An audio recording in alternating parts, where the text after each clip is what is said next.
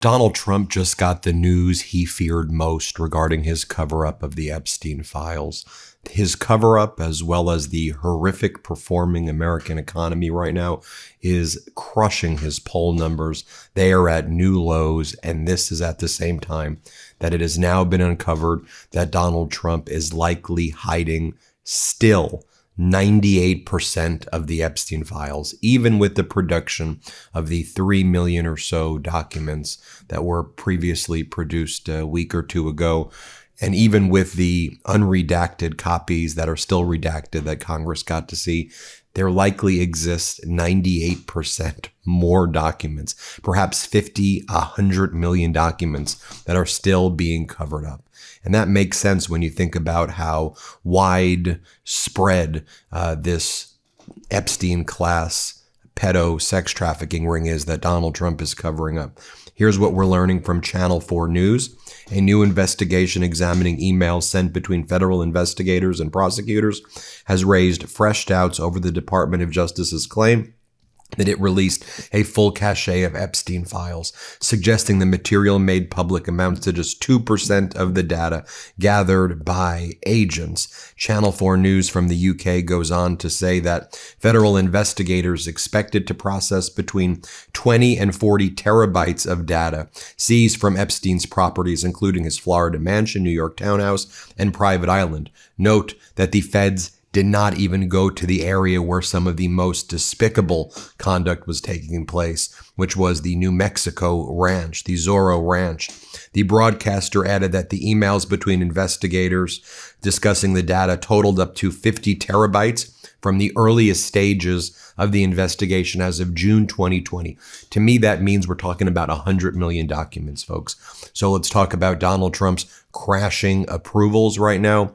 Here's how it was just described moments ago by Harry Enton. Here, play this clip. Through and through. Let's take a look at another president, though. President Donald John Trump. Look at this. I got 4 numbers across for you on this screen here. They are all second-term lows for the given pollster. What are we talking about? AP Newark, 26 points below water. NBC, 22 points below water. Yahoo YouGov, 20 points below water. Quinnipiac, 19 points below water. So we're ranging from negative 19 points all the way to negative 26 points. You know, Kate, there's this question that folks keep asking, where is the floor for Donald Trump? And I'm not sure there is a floor, because if there is one, Donald Trump, at least in term number 2, has just fallen through it to another low level. How does this compare with his first term, and how does this compare with Joe Biden? Okay, so we look at these numbers right here. One of the things that Donald Trump had been arguing, his proponents have been arguing, you know what, he's doing better than he was doing in term number 1. No longer is that the case. What are we talking about here? Okay, net approval rating at this point in the term. Look at this. 22 points below water on average when you average all the pollsters from the last slide. That is actually lower. That is lower than he was at this point in term number 1, when he was 17 points below water. So he's doing 5 points worse, and he's doing way worse than Joe Biden was doing at this point in his term number 1, when he was 13 points below water. So the bottom line is this. Donald Trump is setting new records for himself in term number 2, setting new records for himself compared to where he was at this point in term number 1, and he's doing worse than Joe Biden, which is, of course, the comparison that Donald Trump does not want to be, because we all know what happened to Joe Biden. His party lost the House in term number 1, that midterm elections, and of course, Joe Biden was not reelected to another term. At this point, the numbers are no bueno for the president of the United States. What's driving this that you're seeing right now? Okay, Kate. You know what? This is the segment. We have done it over and over and over again because he keeps setting new lows for himself. What are we talking about? Well, we're talking about independence. We're talking about independence. When you lose the center of the electorate, you lose the American people. Trump's net approval rating among independents, at this point, you go back term number 1, he was 17 points below water. Now, according to Quinnipiac, he is 27 points below water. I don't understand how this works out well for the president of the United States. When you are 27 points below water, underwater, with the center of the electorate, with independents, you lose, your party loses. I've made the comparisons before, he's more underwater than Greg Louganis. I've made the comparisons with all those different divers. And the bottom line is this, you can continue to make those, but over time, when you keep making those same comparisons, they run a little bit old. But at this point, I don't really know who to even compare Donald Trump to, because he's just so low, and he's so low with the center of the electorate. Can only be compared to himself. That's correct. Harry, thank you so much. Thank you. Now, what is Donald Trump doing today on President's Day as he's freaking out? Well, he's sending emails like this to try to grift and raise money. This is Dr. Donald J. Trump. I've come to save the day. Read the memo. You might have noticed your Trump-sustaining membership is on life support. Please renew ASAP before it's too late. Even CPR won't bring it back. And I think this is important for you to know, in addition to the fact that he's pretending to be a doctor. A lot of the people who he tries to trick are elderly people. I've called his email schemes elder abuse before. So when he's saying you're on life support and Dr. Donald J. Trump is saying you need to give me money, that's also the targeted audience as part of his scam as well. Also, just in this morning, as Josh Gerstein reports, Judge Cynthia Rufy, George W. Bush appointee, cites Orwell's 1984 as she orders Trump administration to restore slavery-focused panels at the site of Washington's Philly House. The feds are wiping away the history of the greatest founding fathers' management. So here's what Judge Rufy says. Again, George W. Bush appointee. She starts with a George Orwell quote. All history was a palimpsest, scraped clean and rescribed exactly as often as was necessary. In no case would it have been possible, once the deed was done, to prove that any falsification had taken place. George Orwell, 1984. As if the Ministry of Truth in George Orwell's 1984 now existed, with its motto, ignorance is strength, this court is now asked to determine whether the federal government, under Donald Trump, has the power it claims to dissemble and disassemble historical truths when it has some domain over historical facts. It does not.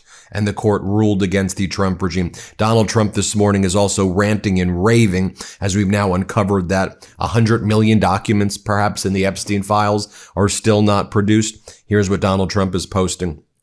I'm opposed to the future boondoggle known as Gateway in New York, New Jersey, because it will cost many billions of dollars, more than projected or anticipated, much like Gavin Newsom's Railroad to Nowhere, which is many times over budget. It's a disaster. Gateway will likewise be financially catastrophic for the region unless hard work and proper planning is done now to avoid insurmountable future cost overrun. Please let this statement represent the fact that under no circumstance will the federal government be responsible for any cost overruns, not $1. The federal government's willing to meet, however, to make sure that this does not happen. Also, the naming of Penn Station, I love Pennsylvania, but it is a direct competitor to New York, and eating New York's lunch to Trump Station was brought up by certain politicians and construction union heads, not me. It's just more fake news. Remember, Donald Trump has been withholding funding for the Gateway project, which New Yorkers, New Jersey, and people from Connecticut are saying, we need this project. What the hell are you doing? And Trump's like, but you got to name it after me. You got to name it after me. You know, it's interesting with Donald Trump freaking out this morning and the big case out of Philadelphia where a George W. Bush judge just ruled against Donald Trump. And you see Donald Trump whining about Pennsylvania. Why don't on President's Day we bring in the governor of the great Commonwealth of Pennsylvania, Governor Josh Shapiro? This was the interview I recently did with Governor Shapiro, exclusively here on the MeidasTouch Network. Let's bring in Governor Shapiro. Now I want to bring in Pennsylvania Governor Josh Shapiro. Gov, great to see you out with a new book, Where We Keep the Light, Stories from a Life of Service. Governor, author, former Attorney General, which is what I want to talk about because I was showing some clips right there of Attorney General Pam Bondi's testimony. And I just think objectively, setting aside political, whatever, as a matter of leadership, what the role of an Attorney General is, which you talk about in the book, service, leadership. To me, I don't care what political party you're from, that was despicable and an utter failure of leadership. You know, I write in the book about my time as Attorney General of Pennsylvania and standing up for victims and ensuring that we enforce the rule of law without fear or favor. I write extensively about the work I did holding predator priests and other pedophiles accountable, from local coaches and pediatricians and teachers to, of course, hundreds of predator priests that abused thousands of children. And in that experience, I got to know these victims, victims who, for years, and there's a similar overlay with the Epstein case, for years went to the authorities and tried to get the authorities to believe them and listen to them, were turned away and thwarted by powerful people.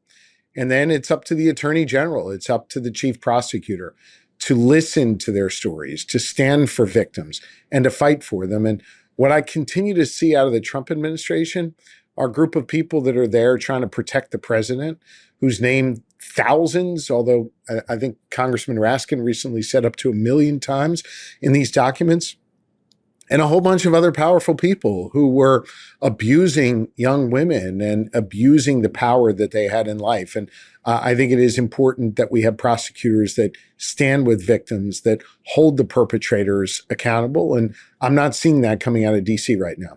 Right. Can you just imagine, though?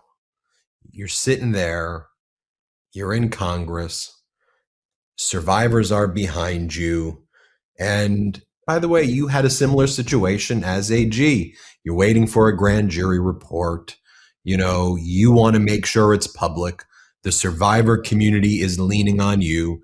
You've got a very powerful, if not the most powerful interest, the church in the Commonwealth, and you're being called upon in this moment.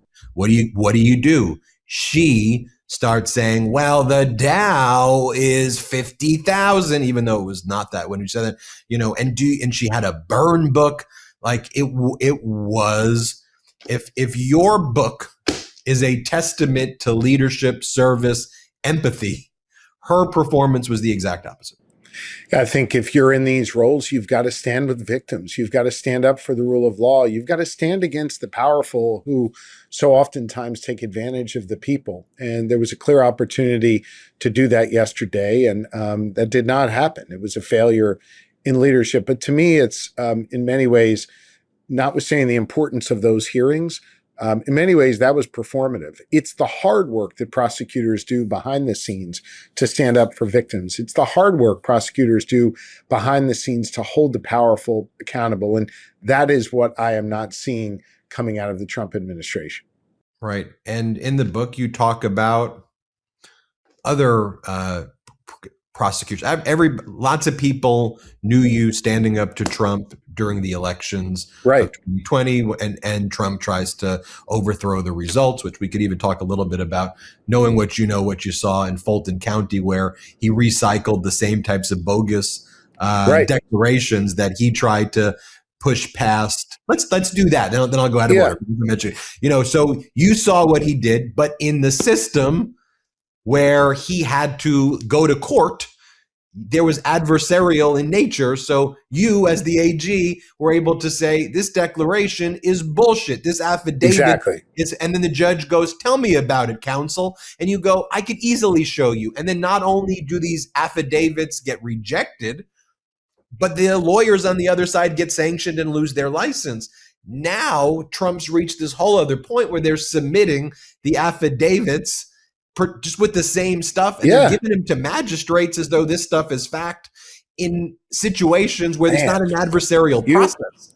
You sound like Professor Ben right now. I try. No, but let me give you a real life example of how this played out in Pennsylvania and juxtapose that with what we're seeing in Fulton County. Back in 2020, I'll just remind you, you and I talked about it a lot at the time. Donald Trump and his enablers sued me in Pennsylvania 43 different times to try and throw out the votes of legal eligible voters here in Pennsylvania. He went 0-43, I went 43-0, and we had a free and fair, safe and secure election. In one of those cases, there were these bogus affidavits, these bogus statements that the Trump folks were relying on that were introduced in court when they were asking the judge to try and throw out these votes. Guess who the lawyer was at that time? It was Rudy Giuliani. And Giuliani went into court and lied. He lied with his own mouth. He lied with the introduction of these, these affidavits and other statements. And in the end, not only did they lose the case and I won and we protected the voters here in Pennsylvania, but then we pursued Giuliani's law degree and we stripped him of his law license. I say his law degree, I mean his law license, which he no longer has because he lied in court. You can't do that. Now, fast forward to where we are today. The same conspiracy theorists that were sort of on the outside looking in, well, now they're on the inside. And folks in power are relying on those statements as the pretext for the search that we just saw play out in Fulton County, Georgia. That is dangerous, and it's going to take the courts some time to sort this through. I hope that when they do and they realize these are more bogus conspiracy theories, that someone loses their damn law license over this. The same way we were able to get Rudy Giuliani out of practicing the law because he lied in our court proceedings. That is not only wrong and unacceptable, it is not something we tolerate in the practice of law.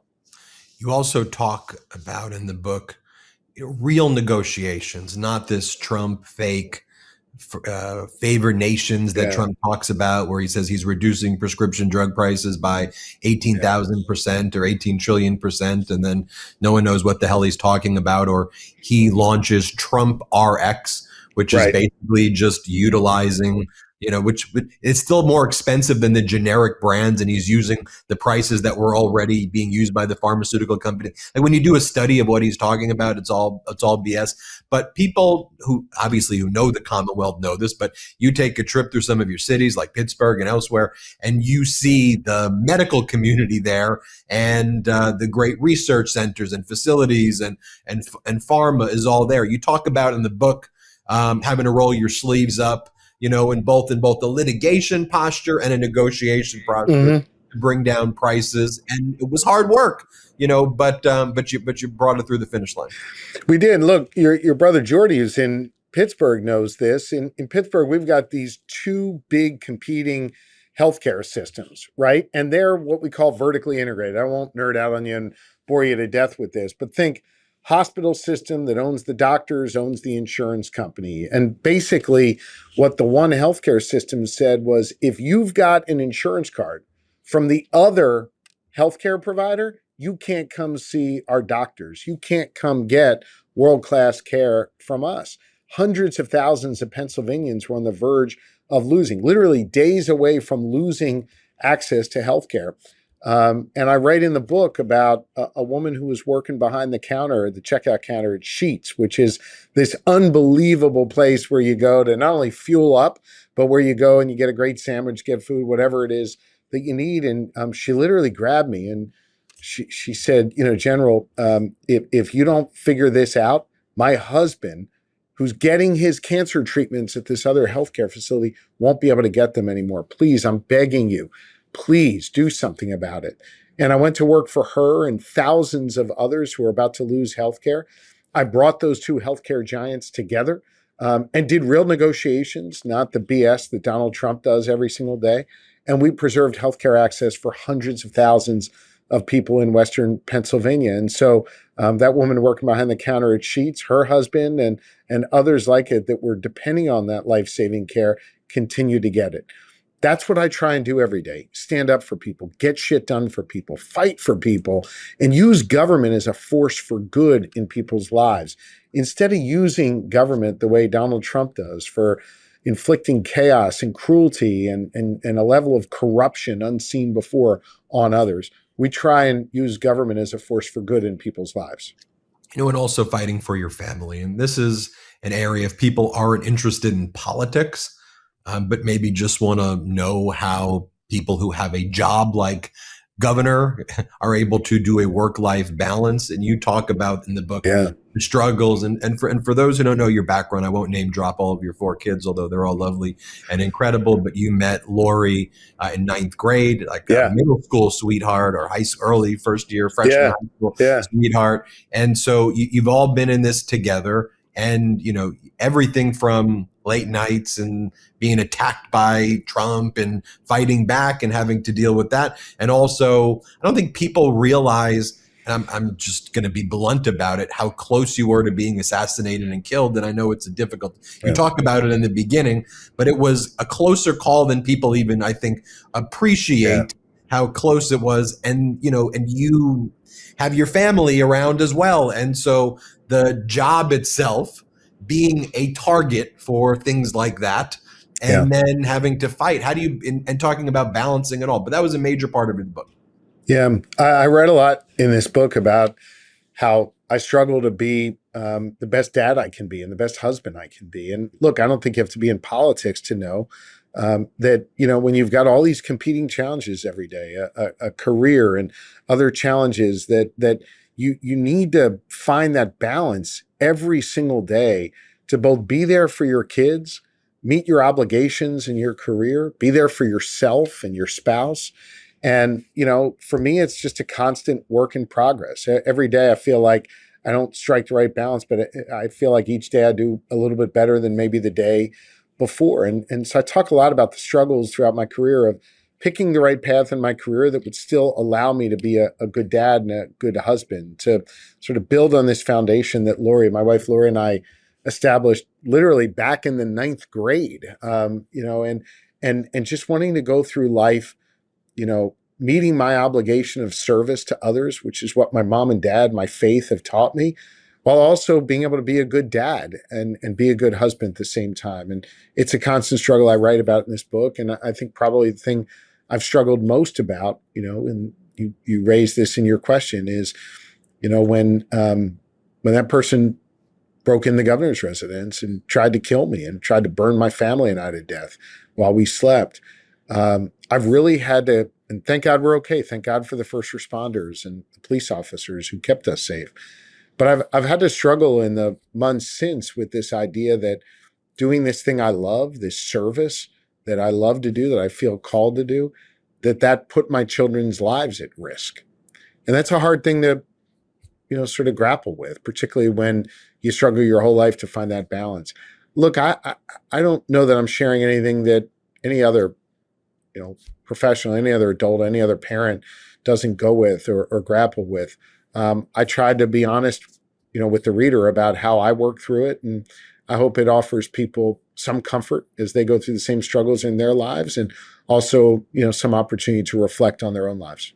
And finally, a word that probably appears multiple times in every chapter is empathy. And if people know you, they know that that's very important to you. Which is interesting is when you think about what Trump and MAGA and Elon Musk and the Peter Thiels always say about empathy, is they say empathy is weakness and empathy is what's harmed the country. And, I just note every reference. I could probably highlight it, and it's at least on once or twice every, few pages. I actually think that the present leadership excluded, the American people are good and decent and honorable people. And we are an empathetic people. We are a sympathetic people. We are a people that look out for their neighbors. I think, unfortunately, the leadership that we're seeing in this country right now does not reflect the goodness of the people that I've come to know throughout my years of service. That's really what motivated me to write the book. This sort of juxtaposition between the news that you so ably cover every day about the chaos and the cruelty and the corruption coming out of DC. And quite frankly, I don't see that matching up with the goodness I see here in Pennsylvania every day, the goodness I've been privileged to witness across America. And I wanted to write a book about those people who've inspired me, those people who do good every day, and those people who have real empathy. They've taught me a lot. They've taught me how to listen. They've taught me a deeper sense of empathy, and I'm going to carry those lessons with me as I go forward. Everybody, the book is called Where We Keep the Light, Stories from a Life of Service. Josh Shapiro, I'm going to write in there, Governor Josh Shapiro. Thanks, Gov. Appreciate you. Great to be with you. Thanks. Everybody hit subscribe. Let's get to 6 million subscribers. Want to stay plugged in? Become a subscriber to our Substack at MeidasPlus.com. You'll get daily recaps from Ron Filipkowski, ad-free episodes of our podcast, and more exclusive content only available at MeidasPlus.com.